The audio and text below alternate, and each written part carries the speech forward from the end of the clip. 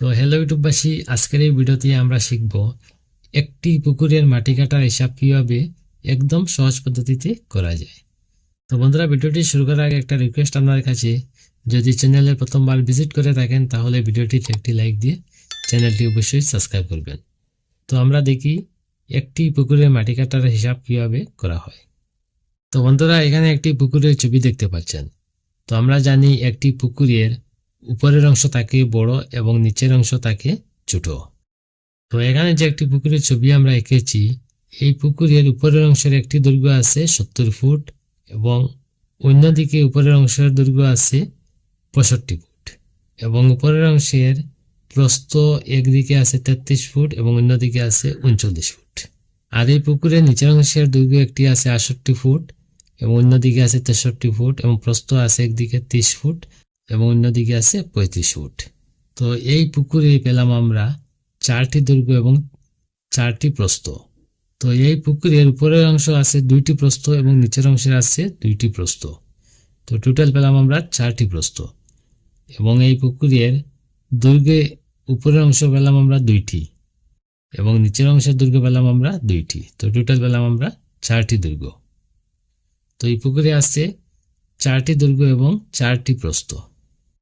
আর এই পুকুরের গভীরতা আছে 5 ফুট 9 ইঞ্চি। তো এই সম্পূর্ণ পুকুরের আমরা কি করব, প্রথমে আমরা গড় দৈর্ঘ্য একটি বের করব এবং গড় প্রস্থ একটি বের করব। তো প্রথমে আমরা গড় দৈর্ঘ্যটা বের করে নেই।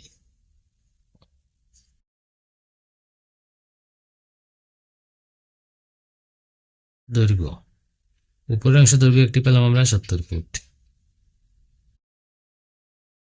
এবং উপরের অংশ আরেকটি দৈর্ঘ্য পেলাম আমরা 65 ফুট যোগ নিচের অংশ দৈর্ঘ্য একটি পেলাম আমরা 68 ফুট এবং নিচের অংশের দৈর্ঘ্য আরেকটি পেলাম আমরা 63 ফুট। এই 4টি দৈর্ঘ্য যদি আমরা যোগ করে হবে 266 ফুট।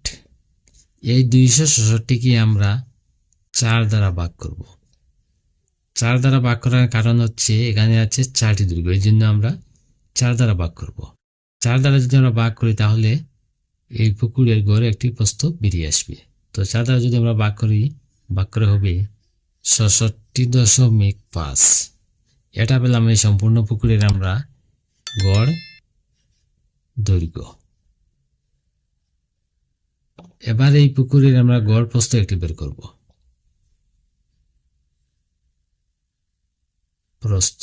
প্রস্থ এই পুকুরের উপরের অংশের প্রস্থ একটি পেলাম আমরা 33 ফুট,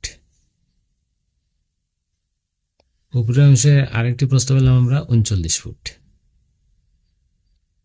নিচের অংশের প্রস্থ একটি পেলাম আমরা 30 ফুট এবং নিচের অংশের প্রস্থ আরেকটি পেলাম আমরা 35 ফুট। এই 4 প্রস্থ যদি আমরা যোগ করে হবে 137 ফুট। এটাকেও আমরা আবার 4 দ্বারা ভাগ করব। 4 দ্বারা যদি আমরা ভাগ করে হবে 34.25। এটা পেলাম আমরা এই পুকুরের গড় একটি প্রস্থ। তো বন্ধুরা, এই পুকুরের আমরা গড় দৈর্ঘ্য বের করে নিলাম এবং গড় প্রস্থ বের করে নিলাম। আর এই পুকুরের গভীরতা আছে 5 ফুট 9 ইঞ্চি। গভীরতা 5 ফুট 9 ইঞ্চি। গভীরতা আছে এখানে 5 ফুট 9 ইঞ্চি। তো প্রথমে আমরা কি করবো, এই 9 ইঞ্চি আছে, এই 9 ইঞ্চিকে আমরা ফুটে নিয়ে নেব। 9 ইঞ্চিকে যদি আমরা ফুটে নিয়ে নিই তাহলে আমরা 12 দ্বারা 9কে ভাগ করব। 12 দ্বারা ভাগ করার কারণ হচ্ছে 12 ইঞ্চি সমান 1 ফুট।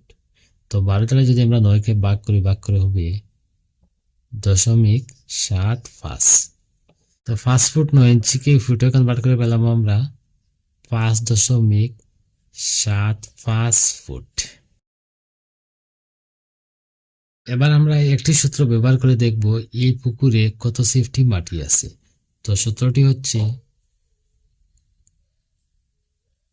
দৈর্ঘ্য পূরণ প্রস্থ পূরণ গভীরতা। তো এই পুকুরের গড় দৈর্ঘ্য পেলাম আমরা 66.5 ফুট। 66.5। আর এই পুকুরের গড় প্রস্থ পেলাম আমরা 34.25। 34.25। আর এই পুকুরের গভীরতা আমরা পেলাম 5.75 ফুট। 5.75 ফুট।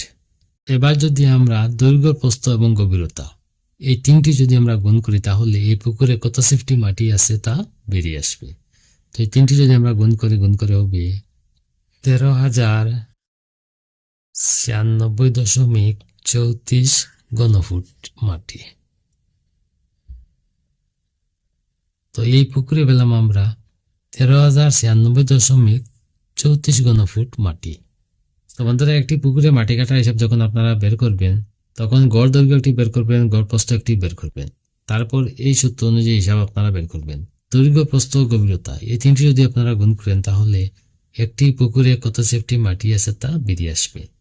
তো বন্ধুরা, আজকের ভিডিও এখানে শেষ। পরবর্তী ভিডিও নোটিফিকেশন পাওয়ার জন্য চ্যানেলটি অবশ্যই সাবস্ক্রাইব করবেন। ধন্যবাদ।